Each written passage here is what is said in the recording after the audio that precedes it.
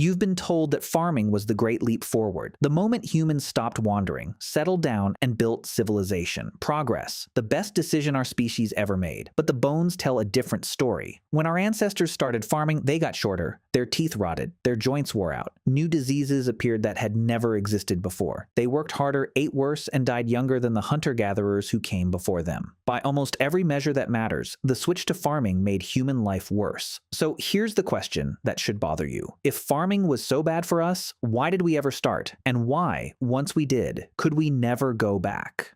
Act 1. The bones don't lie to understand how strange this is. You have to throw out the picture in your head. The one where farming arrives like sunrise, and grateful humans finally escape a brutal, starving existence in the wild. That picture is almost exactly backwards, because we can actually check. We can dig up the skeletons of the last hunter-gatherers and the first farmers, lay them side by side, and read what their lives did to their bodies. And bones do not lie. Start with height, because height is one of the best signals of childhood nutrition we have. Feed children well and they grow tall. Starve them and they stay short. When scientists measured skeletons from Greece and Turkey, they found that hunter-gatherers at the end of the Ice Age stood around 5'9" for men, 5'5" for women. Healthy, strong. Then farming arrived. And over the following thousands of years, human height collapsed. By around 3000 BC, the average man had shrunk to 5'3", the average woman to 5 foot. Our ancestors physically got smaller when they started farming, and in some regions, people did not regain their old height for thousands of years. Some populations still haven't. Then look at the teeth. Hunter-gatherers had remarkably good teeth, strong jaws, little decay. Then humans started farming grains and their mouths filled with cavities, because a diet built on soft, sugary carbohydrates is a diet that rots teeth.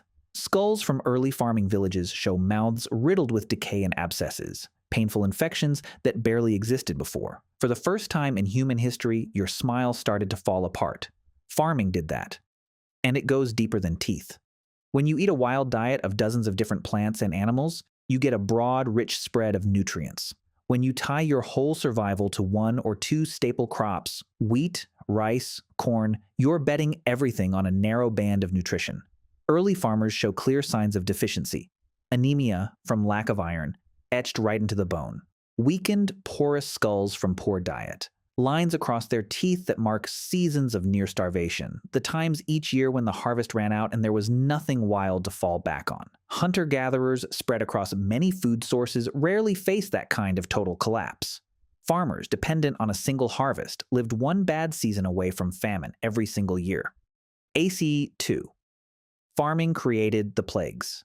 Then there's the disease. This might be the darkest part of the whole story. Hunter-gatherers moved in small bands, spread thin across the land, and they moved away from their own waste. Farmers did the opposite. They packed together in permanent villages in growing numbers, surrounded by their own garbage and sewage, living right on top of the animals they had domesticated. And that changed everything, because when you crowd humans and animals together in filth, you build a perfect factory for disease. Measles, smallpox, flu, tuberculosis. Many of the great killers of human history jumped to us from our farm animals, and then spread like wildfire through dense, settled populations. Hunter-gatherers were too spread out to sustain those epidemics. Farming didn't just feed the first plagues, it created them. There may even be a clue that belief, not hunger, pulled the first stones into place. On a hilltop in what is now Turkey, called Göbekli Tepe, hunter-gatherers raised massive carved pillars into a temple nearly 12,000 years ago, before there is clear evidence of farming there at all. Building it and feeding the crowds who gathered to build and worship may have been one of the pressures that pushed people to start growing grain in bulk in the first place. If that's right, then we didn't settle down to farm and then build temples. We may have come together for something sacred and started farming to keep the gathering fed. Either way, once the crowds were fed by crops, the trap was already closing around them. Act 3. Grain built kings, and the damage wasn't only to the body. It reached into the shape of society itself. When you're a hunter-gatherer, you can't really hoard. You move constantly. You carry what you own, and food rots before you can stockpile it. That simple fact keeps people roughly equal. Nobody can get vastly richer than anyone else because there's nothing to accumulate. Farming shattered that. For the first time, humans could produce a surplus, grain that could be stored, counted, owned, and taken. And the moment there was a surplus, there was something to fight over, to guard, to seize. A few people gained control of the stores, and with it, control of everyone who needed to eat. Kings, priests, landlords, tax collectors, slavery itself, all of it becomes possible only once there is a granary to sit on top of. Hunter-gatherer bands were, by our standards, strikingly equal. Farming gave us the powerful and the poor, and it built the first ladders of human inequality that we are still climbing and falling off of today. ACT 4, the leisure myth. So let's add up the bill. Farmers were shorter, sicker, their teeth were rotting, they faced famine and new plagues. And here's the belief that really falls apart when you look closely. We imagine farming freed us from a desperate hand-to-mouth struggle and gave us leisure, time to think, to create, to build. But study the hunter-gatherers who survived into modern times, and you find the opposite. Groups like the Bushmen of the Kalahari spend something like 12 to 19 hours a week finding food. That's it. The rest was rest. Time with family, storytelling, sleep. Farming, with its endless plowing, planting, weeding, harvesting, grinding, and hauling, demanded far more labor, not less. We didn't invent farming and win ourselves free time. We invented farming and chained ourselves to the field.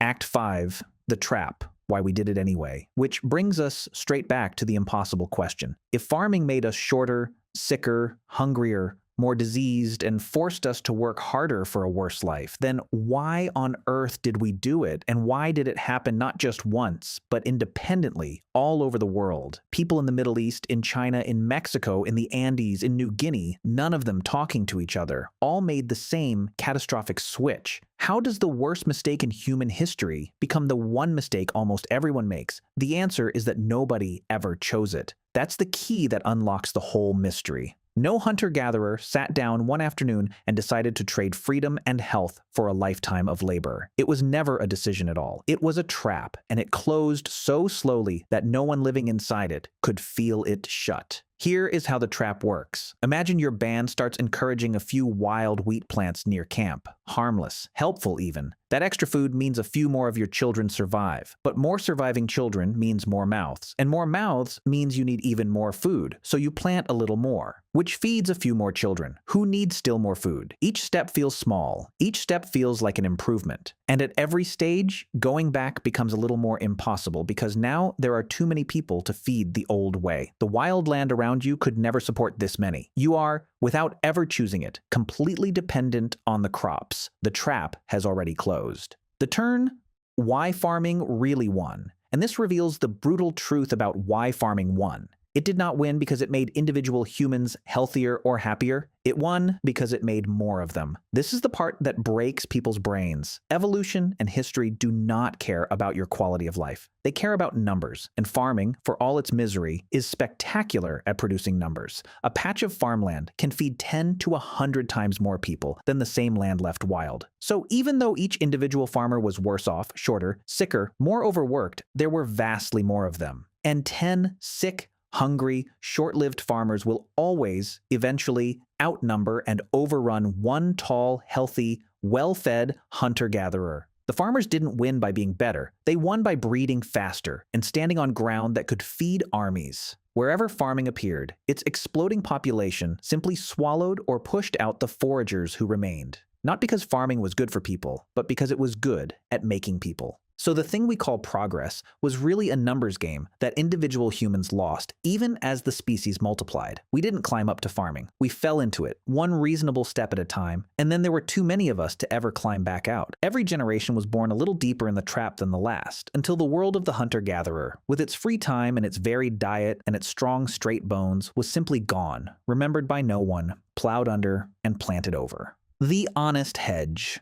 Now, in fairness, the picture is not entirely one-sided, and honest history has to admit it. More recent research has complicated the gloomiest version of this story. The health decline was real, but it wasn't identical everywhere, and it didn't happen all at once. Some early farming communities did better than others. And farming, whatever it cost the body, did eventually make possible the things we treasure most: written language, mathematics, medicine, art on a scale hunter-gatherers could never sustain, and, in time, lives longer and safer than any forager ever knew. The trap, in the very long run, built cathedrals and vaccines, so it would be too simple to call farming purely a disaster. But it would be just as wrong to keep calling it the clean triumph we were taught it was. The truth is stranger. It was a catastrophe for the people who first lived through it, and a foundation for everyone who came after. And that's the thought I want to leave you with, because you are standing on the far side of that trap right now. Everything you have, this device in your hand, the roof over your head, the food you didn't have to chase or kill, all of it exists because 12,000 years ago, your ancestors walked into a slow catastrophe they couldn't see and couldn't escape.